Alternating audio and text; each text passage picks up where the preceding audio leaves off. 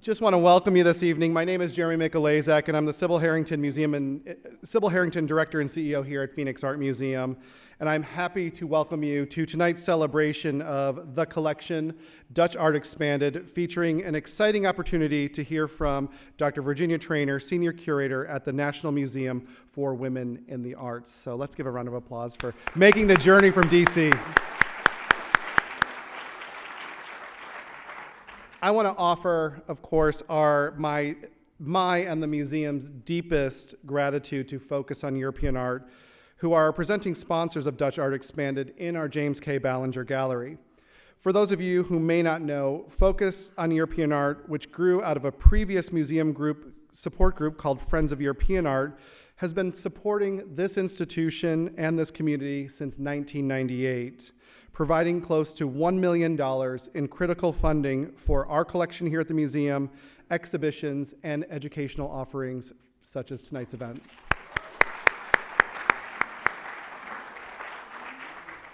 Dutch Art Expanded is our newest European art installation supported by Focus and curated by Rachel Zebro, our Associate Curator of Collections, along with Destiny Montoya, our AAMD, or the Association of Museum Directors, Art Museum Directors, Curatorial Intern. The display draws from the museum's collection, placing landscape, portraiture, interior, and still life paintings in conversations with prints and decorative art objects. Along with the historical collection works, it features works by Arizona-based artists Rachel Bess and Alanna Airitam, whose practices are inspired by hidden histories and aesthetics there. I couldn't even get through the notes here. So I just wanted to share with you, of course, Alanna and Rachel are here with us, so if you just want to raise your hands.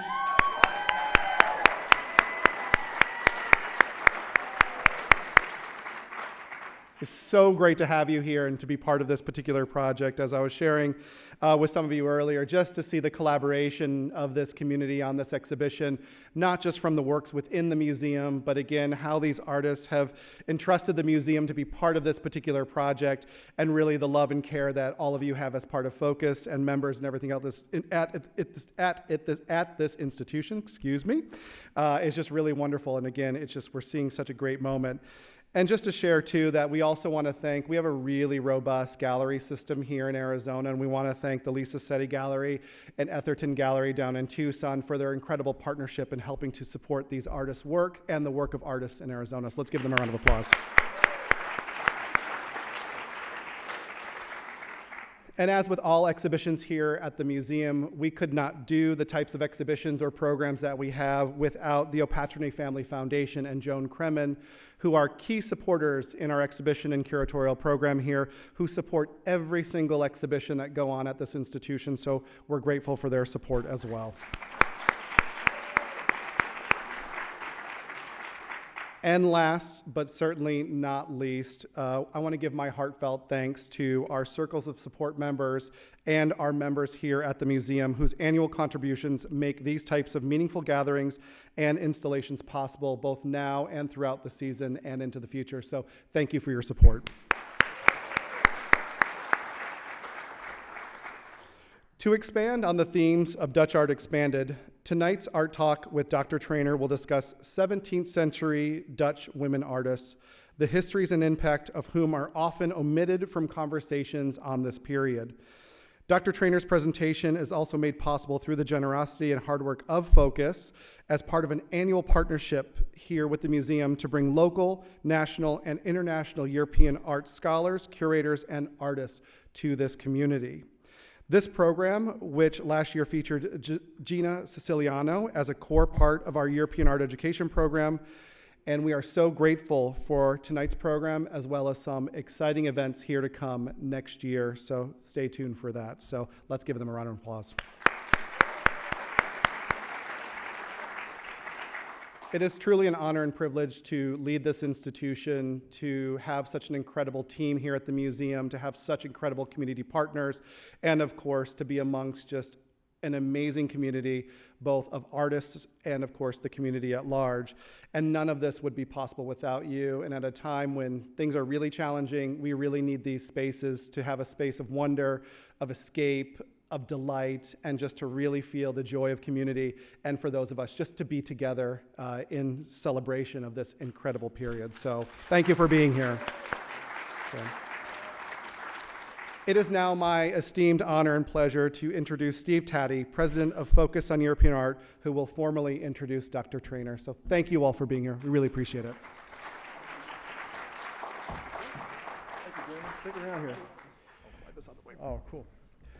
Jeremy, thank you for your leadership, your dedication to the Phoenix Art Museum, and thank you and your team for their collaboration with Focus on European Art to put this event on.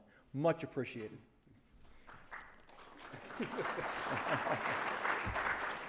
And also, on behalf of the Board of Directors and the membership of Focus on European Art, we'd like to give you a $25,000 check in support of the 17th Century Dutch Art Exhibition.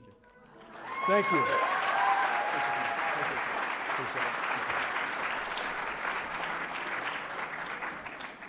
Now, one of the issues about going second on a stage is that some of the things you were going to say have already been said. So I'll cut to the chase. It's our pleasure to formally introduce Dr. Virginia Treanor, the Senior Curator of the National Museum of Women in Arts in Washington, D.C. Her PhD in 17th century Dutch and Flemish art was earned at the University of Maryland, and she joined the National Museum of Women in the Arts in 2012. Committed to scholarship that both elucidates and contextualizes the contribution of historical women, Dr. Treanor has curated exhibitions on 17th, 18th, and 19th century art. She's currently working on an exhibition focusing on women artists in the Low Countries during the Golden Age period in connection with the Museum of Fine Art in Ghent, Belgium. It will open at the National Museum of Women's in the Arts in September and will travel to Ghent in March of 2026. Please help me welcome Dr. Virginia Treanor.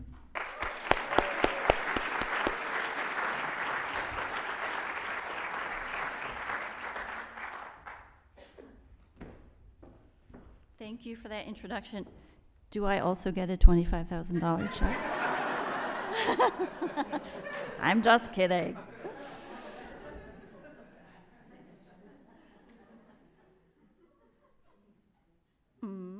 There we go. Okay. Now I have another laptop to put up here. Go like that, and hopefully I don't turn anything off. Thank you very much for that welcome. I appreciate it. I'm just going to wing it. I'm just going to close that. Okay. My name is Jenny Treanor, and I'm really excited to be here. Thank you so much for welcoming me here. The microphone. Sorry about that. Thank you. It's really a pleasure to be here.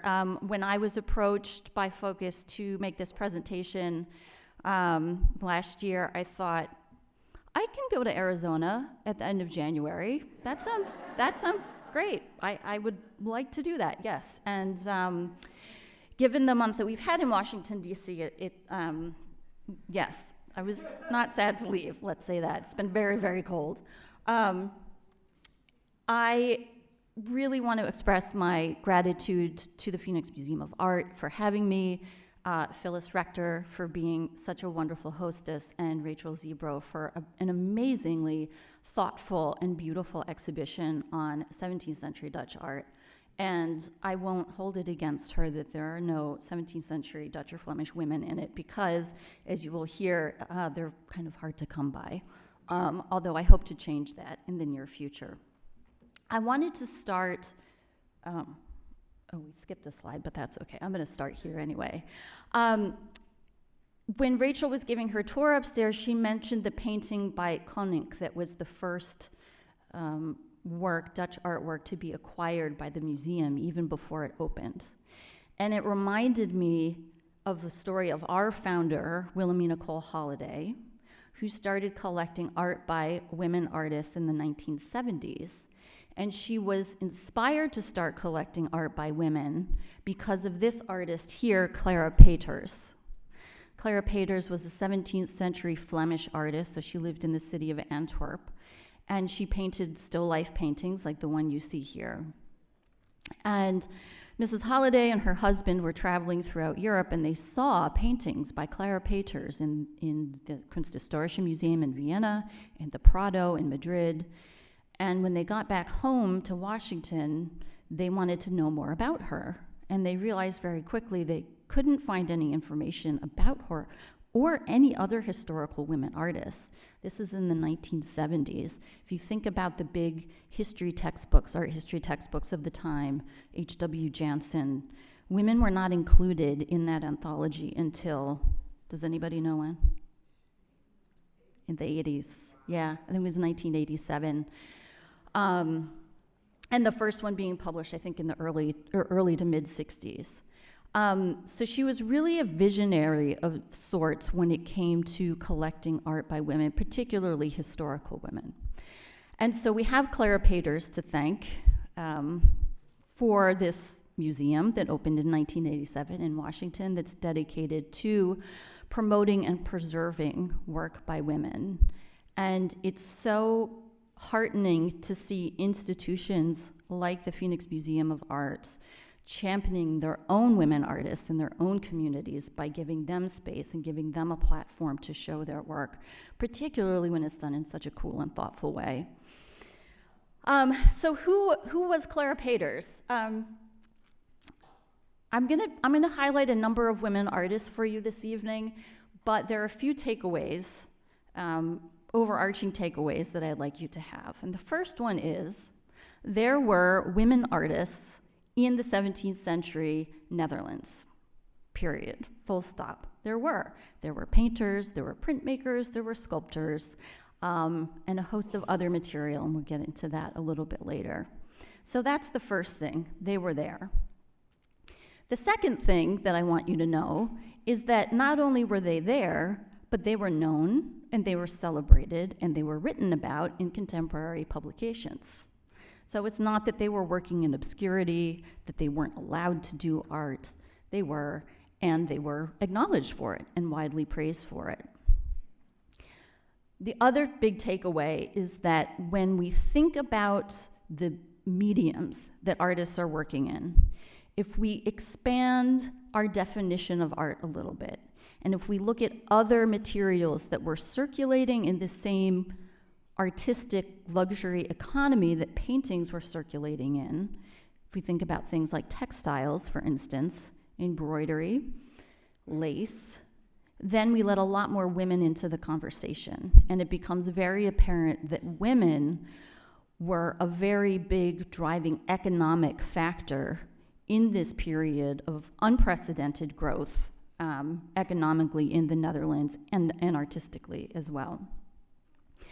And then the last thing that I want you to take away from this, and what I'm hoping to convey through the exhibition, is that the reason for the lack of visibility of women artists today from this period is due to a number of factors. And it's due to not only gender bias among early collectors in this country and in Europe who are forming museum collections, but also because of survival bias. And by that, I mean the survival of works by women, many of whom worked in very ephemeral materials like paper cutting or lace making, textiles, things like that, but also loss of attribution. So paintings that were made by women whose names were forgotten and then reattributed to other artists, men mostly. Oh yeah, got a lot of those. Fortunately, Clara Peters was not one of those. Her work was never misattributed that I know of. We don't know a lot about her. We don't have a lot of biographical information. And this is another challenge when you're working with historical women artists, is that they don't often appear in the archives under their own names, very often under their husbands' names. But we do know that she worked in and around Antwerp and that she was a still life painter. And the image that you see here on the screen is one of two that we have in our collection. And you see that little green star. If you see that next to an artwork, that means it's part of the collection of the National Museum of Women in the Arts. So this is one. And it is a fish still life from about 1610. So pretty early on in the development of the still life genre. This is a genre that was developed in the Low Countries and tangentially in Italy as well. And because it was a new genre, there weren't a lot of rules around it yet. And so women like Clara Peters could really innovate in it. And one of the things she innovated in, and I'm laughing because I don't know why, but paintings of fish became very popular in the 17th century. And it was a whole genre later on, especially in the North, in the Dutch Republic. And Clara Peters is the one who innovated it. She's the one who did it first. And so even within the history of that genre of painting, she plays a really important role. Her paintings show up in collections in the Dutch Republic later in the 17th century. So we're not quite sure if she herself traveled there or if her paintings were seen by someone on a trip to the southern Netherlands and brought back to the Dutch Republic. But her art was known, and more importantly, it was collected. Another thing she did that was very clever was to sign a lot of her paintings. And here I'm showing you a still life that was acquired probably about 10 or 15 years ago by the Mauritshuis in The Hague. And you can see her very clever signature there on the handle of the knife. So not only is she claiming her painting, right, she's claiming her authorship, but she's doing so in this way that really plays up her talent for these illusionistic surfaces, right? So at this time, paintings that were highly illusionistic and highly representative of reality, right? The closer you could get to reality, the better. And she is someone that excelled in this. So here we have a woman from the beginning of the 17th century who is active in Antwerp, a place where you have the first open art market, right? So painters didn't have to rely on commissions. They could paint smaller paintings on spec that would be bought by people coming to the market. And we know that she did this, especially the painting that I just showed you. There are a couple of versions of that. And so that we know that she was kind of trying to generate paintings as quickly as she could to reap the profit, to stay afloat. So she had business savvy, and she signed her work, right? She claimed her presence, and people bought her paintings, as is attested to by her presence in the archives at the time. So already we're starting off great. Women artists, 17th century, this is a solid start. Another thing that Clara Peters did very well in terms of claiming authorship is she also, I won't say pioneered because she wasn't the first one to do it, but she took it to the next level, and that is inserting her own self-portrait into objects. And I'm going to show you a detail in a minute. This is a still life that she did that's in Karlsruhe at the moment. And again, really leaning into those shiny surfaces, depicting her skill at rendering these objects. And in the curve bumps of that goblet at the right, you can see her.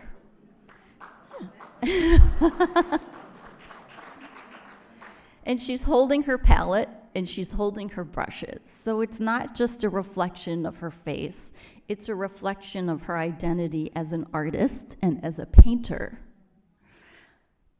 And something that cannot easily be erased, right? You can paint over a signature.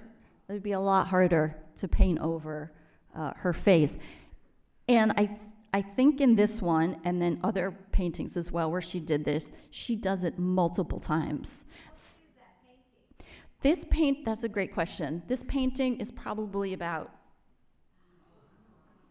this big. So she's probably using a brush with just a few bristles on it to paint these details. Yeah. So I hope you're taking notes. I'm going to quiz you guys at the end about the names. Excuse me.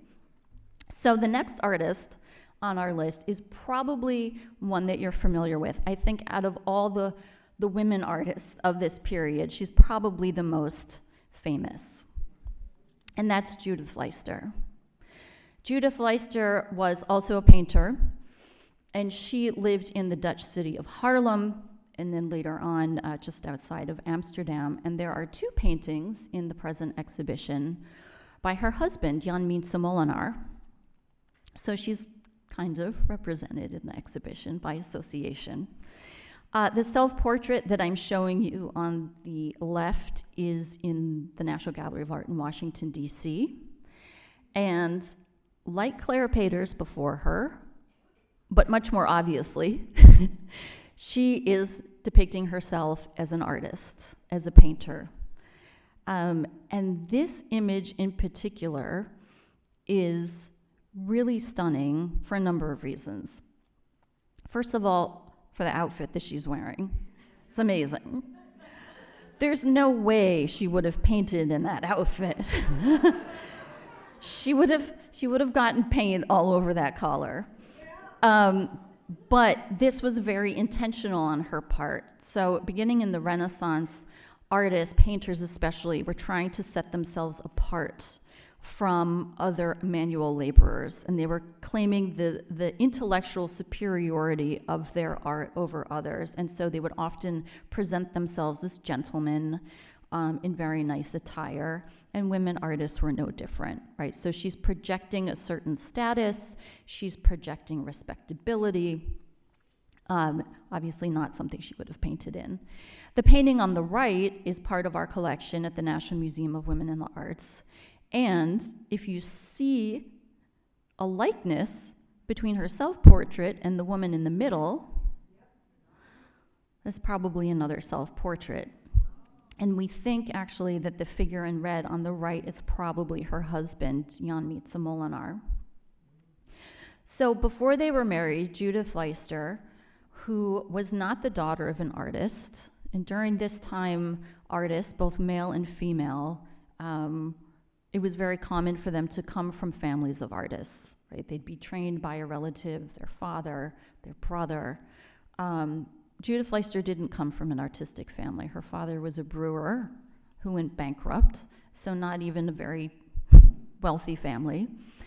But nevertheless, she seems to have apprenticed with a master painter, and given the similarity in styles, we think that that painter was Frans Hals, who also lived in Haarlem at the time.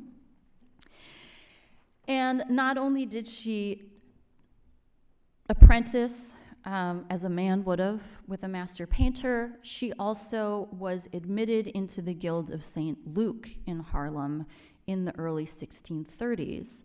The guild system, kind of a vestige from the Middle Ages, and the Guild of St. Luke, who is the patron saint of painters, was the guild that you had to belong to in most cities if you wanted to conduct business as a painter, as an artist.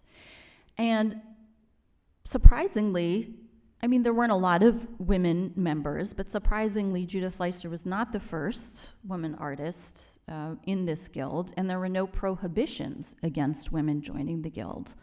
Now, the laws kind of varied from city to city, but in Haarlem, it didn't seem to be an issue. We know the name of the other woman, Sarah van Baalbergen. We don't have any works left by her or traced to her, so we don't know what kind of art, what kind of painting she did.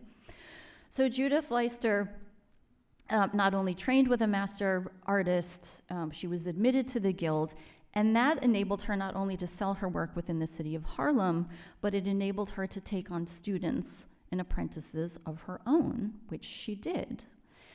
And we know this because she took Frans Hals to court for stealing one of her students.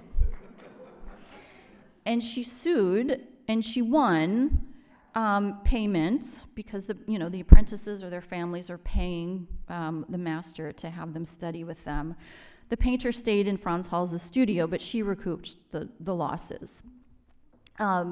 So, here's a woman who is operating within the laws that any other painter was operating in at the time, had a successful workshop, had students, and specialized in painting these kind of married company scenes like you see on the right. And actually the figure on her canvas in her self-portrait is a figure from another one of her works that's actually now on view at the Met from a private collection in Europe. Her self-portrait might have been painted as kind of her quote-unquote masterpiece for entry into the guild. There are different theories about that. So the conventional thinking is, okay, Judith Leister,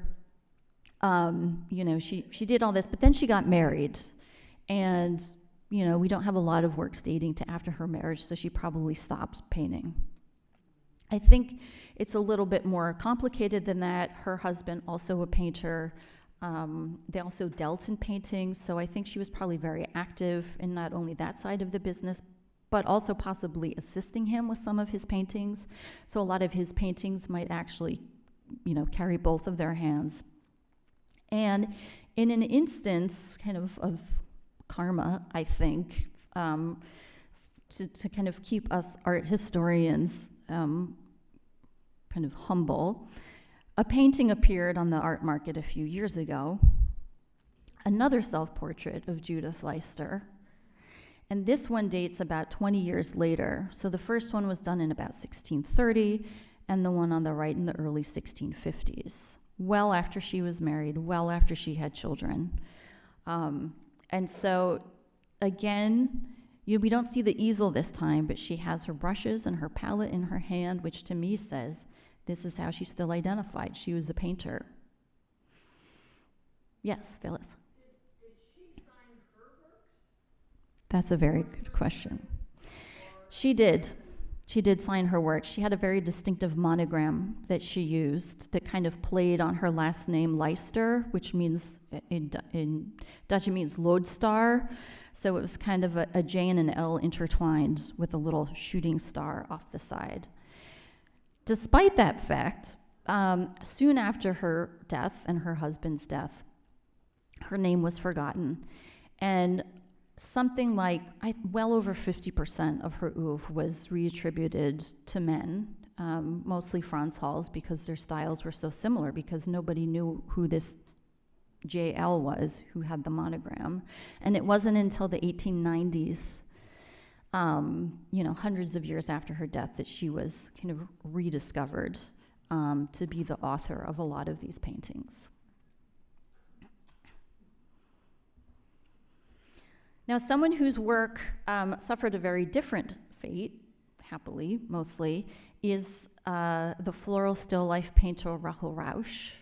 And she lived at the end of the 17th century into the beginning of the 18th in Amsterdam. Also not the daughter of an artist, but the daughter of a very famous scientist, Frederick Rausch of the day. He was many things, including the obstetrician for the city of Amsterdam for a time. He was a surgeon, and he was a collector of medical curiosities, let's say. And we know that Rachel Rausch, and probably her sister Anna, who also painted for a time, assisted him with kind of cataloging his collection, making drawings of it.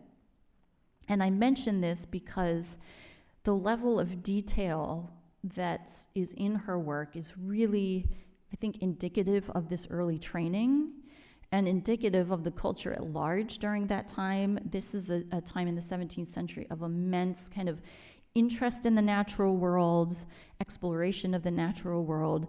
The microscope is invented in the Netherlands at this time, and so people are looking very closely at things. And I have a detail of some of her, in Dutch, butterflies are called vlinders. So these are a few of her vlinders that I think are very cute. I think Disney would be proud to animate any one of these.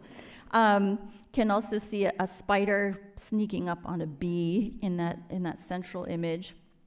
So this is another thing that kind of carries through the art of this period, is this interest in science and in nature. And art played a really big role in that, because of course there was no photography. And so scientists and scholars relied on artists to make these renderings. Now, Rocco Rausch was painting for very elite clientele. The Elector of the Palatine was one of her patrons. She was immensely successful. She was immensely wealthy. Not only did her paintings sell for a lot of money, she also won the lottery. Apparently, they had the lottery in the 17th century. She and her husband won the lottery, so they were pretty well off. And this is a distinction that I also want to bring out in the exhibition, because if you look at the lives of Judith Leister and Rocco Rausch, on the surface, they're very similar. Neither of them came from a family of artists. They both married fellow artists, and they both had children. Judith Leister had 5, I believe. Rocco Rausch had 11 children. And she painted more or less uninterruptedly through that time. She was wealthy. She had the money, she had the support, the domestic support needed to be able to do both things. You know, there's this idea that having it all for women is a very kind of modern idea, but it goes back very, very, very far in time. Women have always been doing it all, with a lot of help,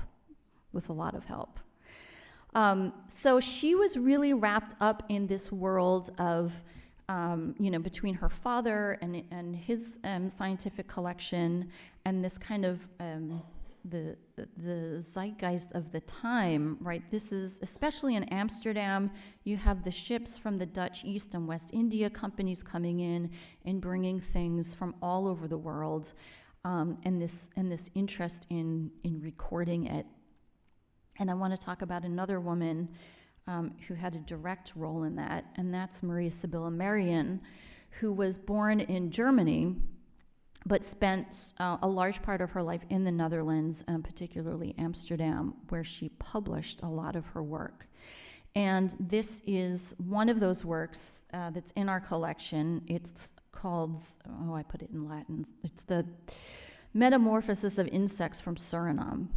So Suriname at the time was a Dutch colony in South America, and it was kind of an outpost. There were sugar plantations, there were enslaved Africans, there were enslaved indigenous Amerindians there. And Rausch took it upon herself at the age of, I think she was in her mid-50s, to travel from Amsterdam to Suriname by herself and her teenage daughter in tow, right? She was divorced by this time, no husband, no, chaperone, so to speak.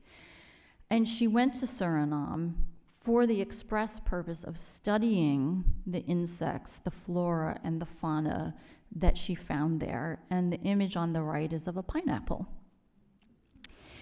And we know that back in the Netherlands, she was also commissioned by another woman, Agnes Bloch, who was a wealthy woman who lived just outside of Amsterdam and was a horticulturist and a botanist and was really interested in trying to grow all these new and exotic plants in her garden. And she was the first person, I think, to successfully grow a pineapple in Europe.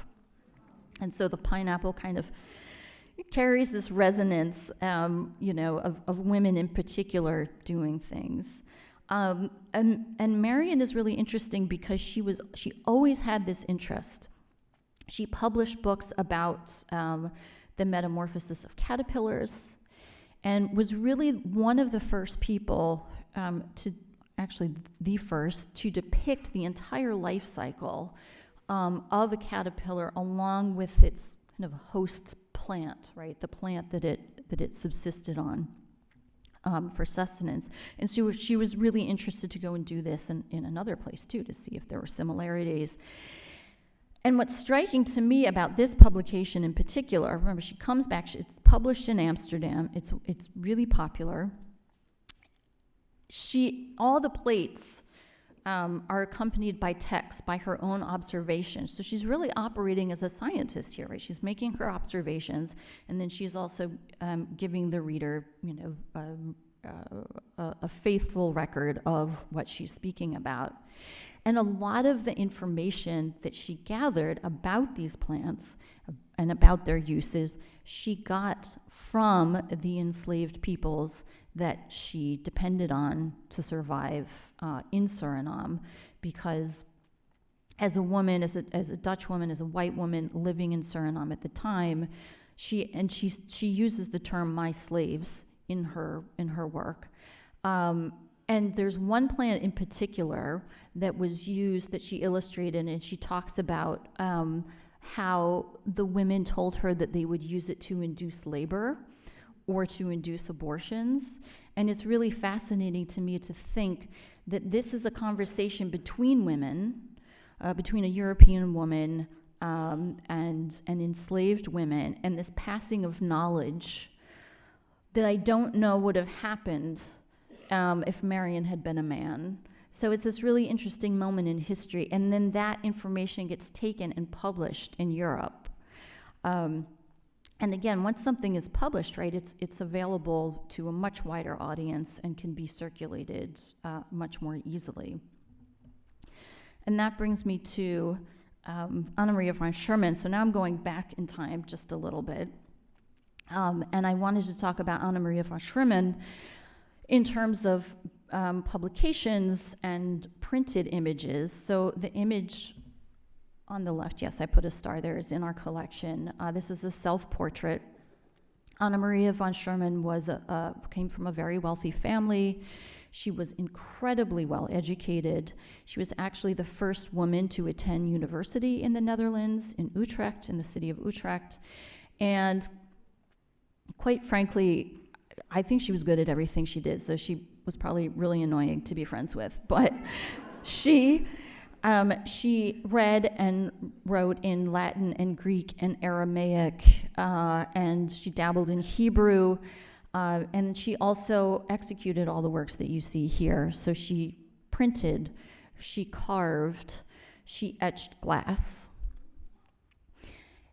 And she was a published author. She published a number of volumes, and including abroad. She was published in English in London in 1659, and the title of that work was The Learned Maid, and it was a whole treatise about should women be educated, and of course she was arguing that yes, they should be educated, and this is why.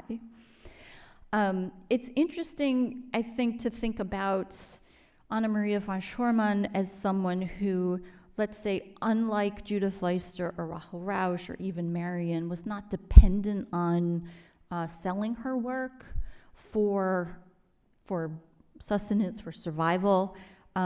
This was much more of kind of her well-rounded education. But she was incredibly famous, incredibly well-known, and so were Rausch and Marion. And so I'm showing you here their portraits that were printed and published in a volumes by Jacob Houbraken, who wrote about artists of the Low Countries, so northern and southern Netherlands. And this was a work that was immensely widely read, popular.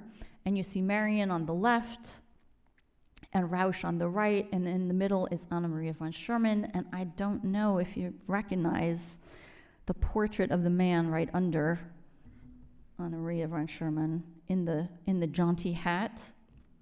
That's Rembrandt. Yeah. So she's on the same page as Rembrandt, and she's actually higher up above him. So again, just to make the point, these women were known, they were celebrated, and they were written about fairly extensively, so the evidence is there. Another one of these women is Johanna Kurtenbach at the end of the 17th century, and again, here's her portrait on the left that was published in Houbraken. I don't think I can adequately explain how famous this woman was. Peter the Great came to visit her when he was in Amsterdam. She sold her work to various rulers throughout Europe, and she specialized in the art of paper cutting. And so the image that I'm showing you in that gold frame Roman Liberty. It's very hard to see, I know, but it's actually cut paper. It looks like a print, but it's cut paper. And so I included a detail at the lower right. Maybe you can tell a little bit more that all the voids you see, all the dark space, those are all cut. So you're seeing straight through to the backing. And at the lower left, she actually signed her name and dated it as well. She was, again, very famous. Her husband, they would welcome people into their home to view her works. A lot of things, people wanted to buy, but she didn't want to part with them because she probably spent 10,000 hours on it and she wanted to hang on to it. But even after she died, her husband put together a publication about her work and kind of, amplified her reputation. But again, this is a name that we don't know, that hasn't been, it doesn't come up in discussions of 17th century Dutch art. And in part, that's because of the medium that she worked in. It's not a medium that we, consider today to be quote unquote high art. And so this is another thing that I'm really interested in doing in this exhibition, is kind of picking at those ideas of, what we consider art and what we value, and thinking about what was valued at the time. There's an anecdote, and I haven't been able to get to the bottom of it, so I don't know if it's true or not, but there's an anecdote that's repeated about Johanna Kurtenbach, that some of her works, her paper cuttings, sold for more than Rembrandt sold his night watch. So that gives you an idea of the value, the monetary value that was placed on these works by this artist. Men, if you're wondering, men also did paper cutting at the time. It wasn't necessarily just a feminine pastime or a feminine art. So she was really widely recognized by everyone as being the absolute best in this medium that was quite popular at the time and obviously quite valued as well. So thus far, I've talked about women who are pretty firmly in the upper class, middle class, upper class. We know their names. We know, the works that they made. Helps if they signed them. But what about other women, and what about their contributions to this economy at the time? And I started thinking about it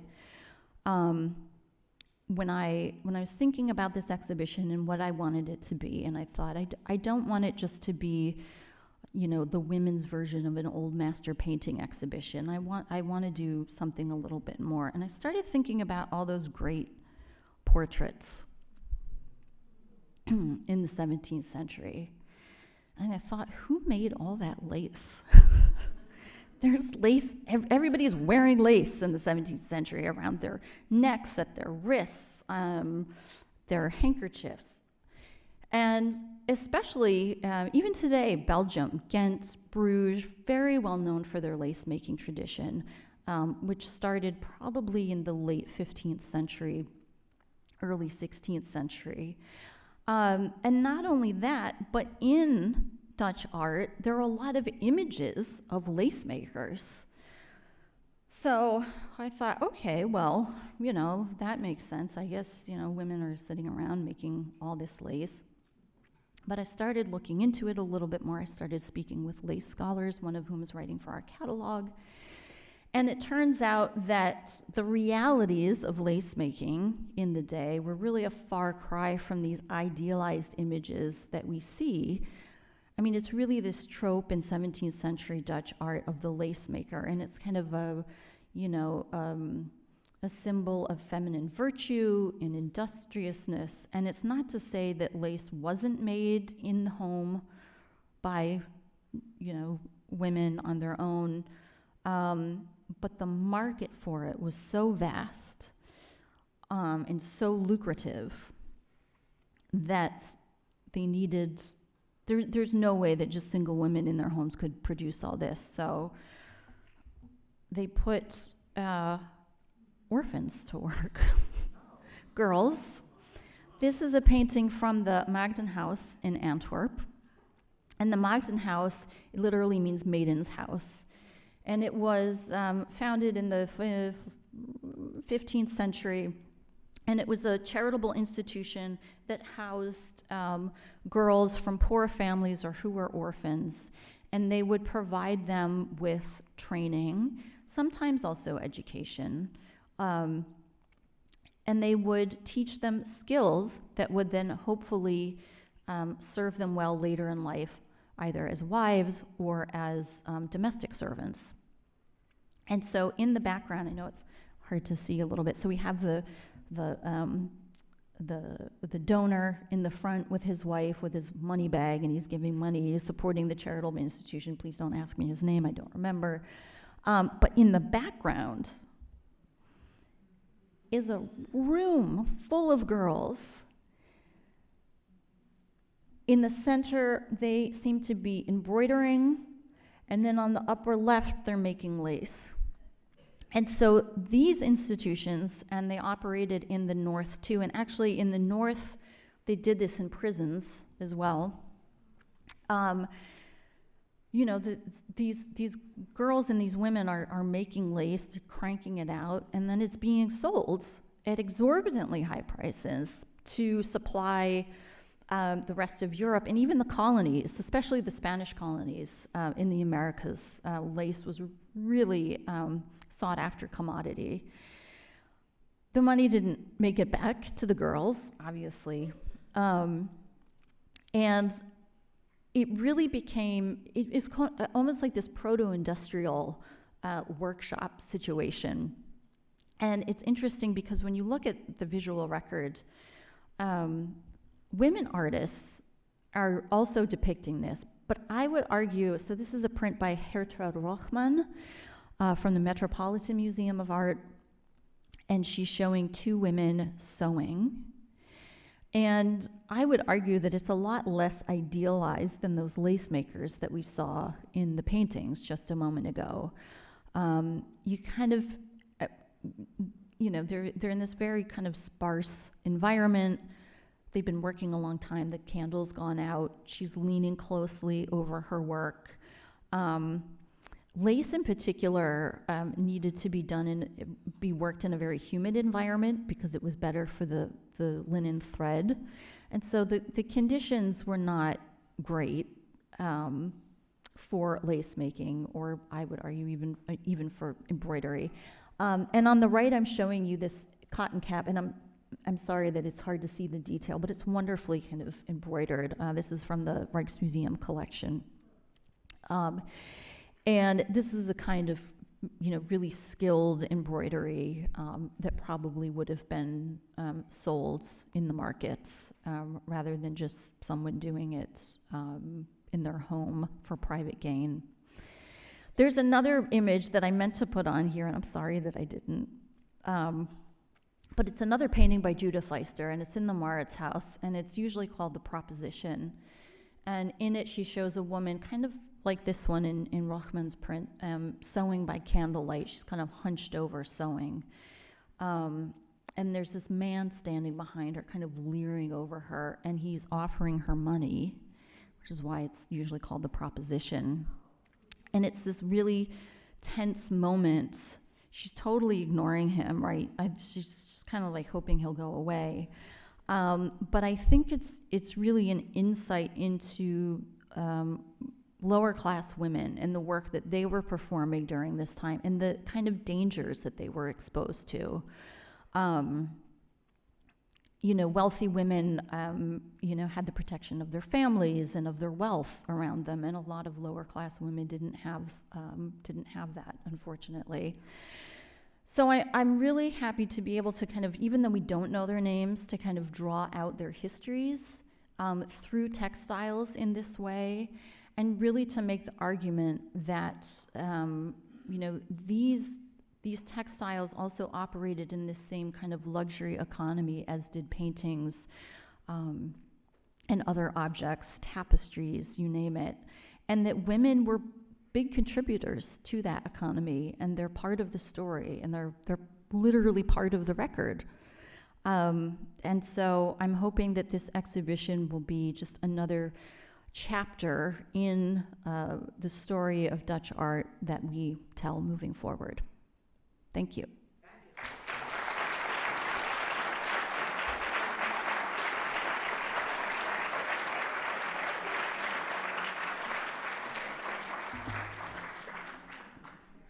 Just for fun, I put another slide in here just to give you some more names, because there are a lot of names and I couldn't get to them all. So I'm happy to take any questions if there are any. The exhibition is opening in Washington at the end of September, and it will be on view through the beginning of January 2026, and then it opens in Ghent, Belgium, at the beginning of March of 2026. And I will say, you'll see different objects in both venues. A lot of the same artists, but we wanted to showcase as many works as possible. So they'll all be included in the catalog, but they'll be different at each venue. Yeah. Dr. Treanor, what is the artist that resonates with you most in this time period and in this place, and why? The artist that resonates with me most from this time period is probably Judith Leister. And I say that because I'm a native Washingtonian, and I've been looking at her self-portrait forever, hanging in the National Gallery of Art in Washington. And when I first saw that painting, The Proposition, that I was just talking about, in the Maurits house, I think I was 17 or 18 years old, and my family had just moved to the Netherlands. And it was the first time that I saw a painting that I felt, if that makes any sense. Like, I knew how that woman felt in that moment. And I could relate to her, and I could relate to the woman who painted it, too. And so she's always been near and dear to my heart because of that. And I am so lucky to say that the woman who really resurrected Judith Leister in our time, I mean, she was rediscovered in the 19th century, but, you know, again, nobody really included her in exhibitions or wrote about her. But the scholar Frima Fox-Hofrichter wrote the Leister Catalogue Raisonné in 1989, and I now count her as a very dear friend. So it's kind of come full circle, and she's writing for the catalog for this exhibition too. So I'm really happy about that. Was there a question down here? Yeah. Did the significant role that women played in the arts in the Low Countries during this period have impact or influence other women artists? Absolutely. Period, Yes. Yes, that's a great question. and even found other sort of women's movements in the arts or liberalization of women artists? Yes. So the question is, did the presence of these women have an impact on other women at the time? And the answer is absolutely yes. We have evidence, actually, Anna Maria von Schumann, let me go back to her, even though she said she had no teacher, she did have a teacher. She learned the art of printmaking from another woman, Magdalena van de Passe. We have correspondence between women. At the time in the 17th century, there were women in France and in England who were arguing for the rights of women, and many of them were all in touch. They knew about each other. And there are a few instances also of artists, of women saying, it's because of, you know, Anna Maria von Schumann or somebody else that I feel, you know, that this is something that I can do as well. So they definitely served as role models for other women. Yeah. Yes. I definitely appreciate you centering the fact that one of the artists was able to receive support from enslaved women. Will we see any of those portraits of enslaved women captured in any of these pieces? Unfortunately not. I haven't come across anything like that. They're not even named in her text. But I feel that by highlighting their role in the dissemination of that information that they passed on to her, is acknowledging them as far as we are able to. There have been exhibitions and scholarly publications on the image of blacks in this time period, and there's more work to be done, obviously. In this exhibition, unfortunately not. But thank you for asking. Yes? You mentioned Jansen and how it changed a bit in the late 80s as far as representation of women artists. Have you seen any change in the time since then in almost 40 years? And an improvement because those introductory art history classes are for many people the only art history classes that they ever take Mm-hmm. as a humanities elective, not art history majors. So have you seen any improvement in that just generally, or even feminist thought? Yes, I think there has been improvements since the 80s, particularly with Jansen, which is much more inclusive now. And I think that there are, quite frankly, a lot more women in the field now, in positions in academia and in museums, that are making sure that these stories are incorporated, as they should be, into the narrative of art.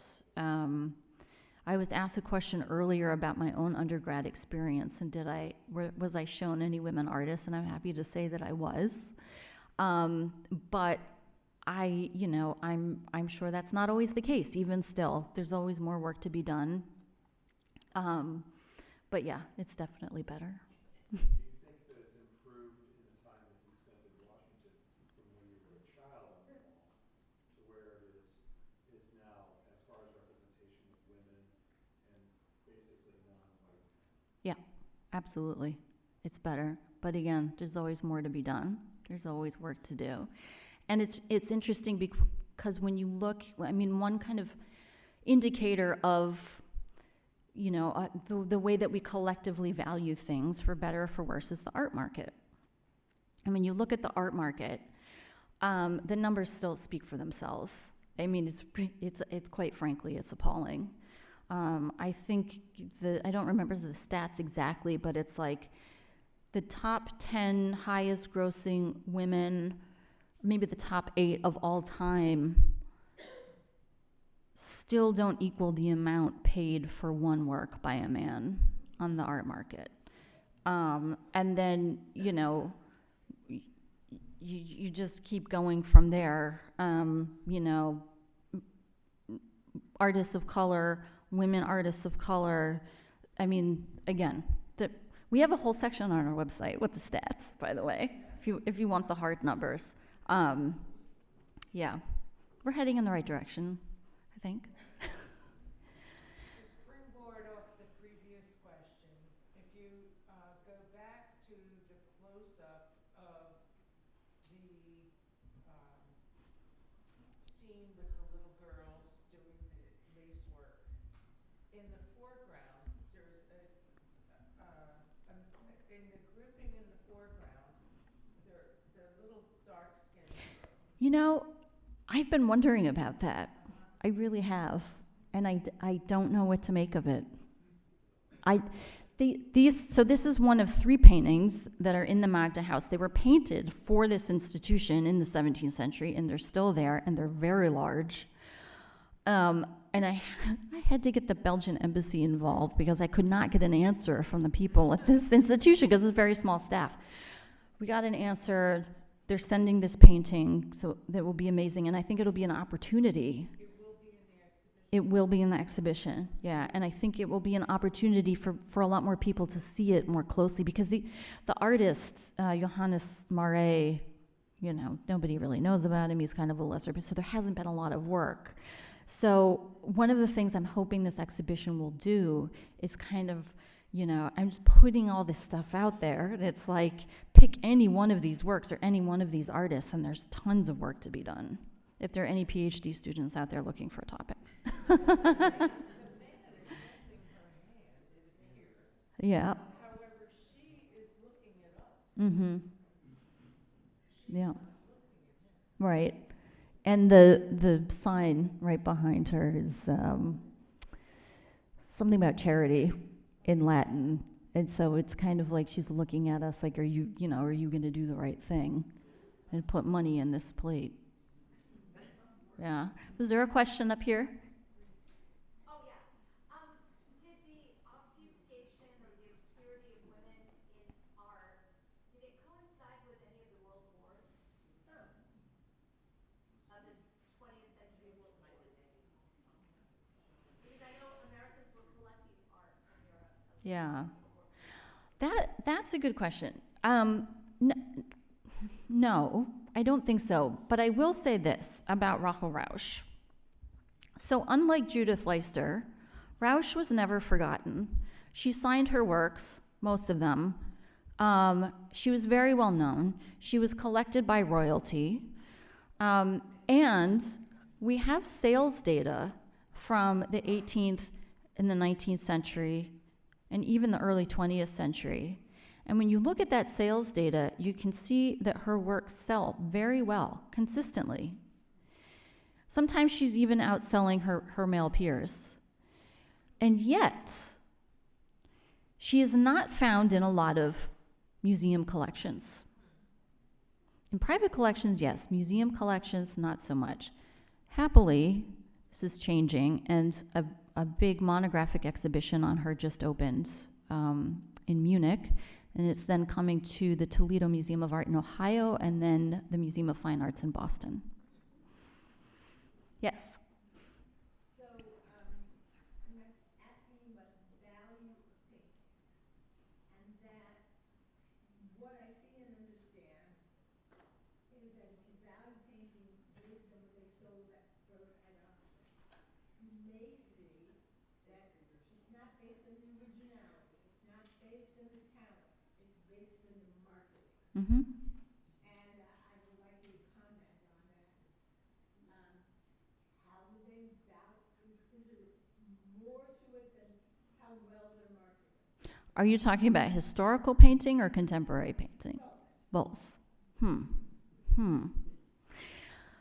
I can't really speak to the marketing aspect in the 17th century in terms of artists kind of promoting themselves, although I would argue when we see in those self-portraits, that's a very kind of intentional, I did this is my work, this is what I can do. And paintings in the 17th century had vastly wild price differences depending on what it was, what size it was. They could be very inexpensive. They could be very, very expensive. Marketing today, that's a whole different ball game. Well, what I'm saying is, and I find that several people today, at least, sell for a great deal of money for no other reason that they've had a good name behind it. Mm-hmm. That they could promote it properly. Mm-hmm. Yeah, I think that probably happened in the 17th century too. It's kind of the cult of personality. Yeah. Mm-hmm. Sure it has. Yeah. Excellent. Thank you. I don't want to forget my laptop.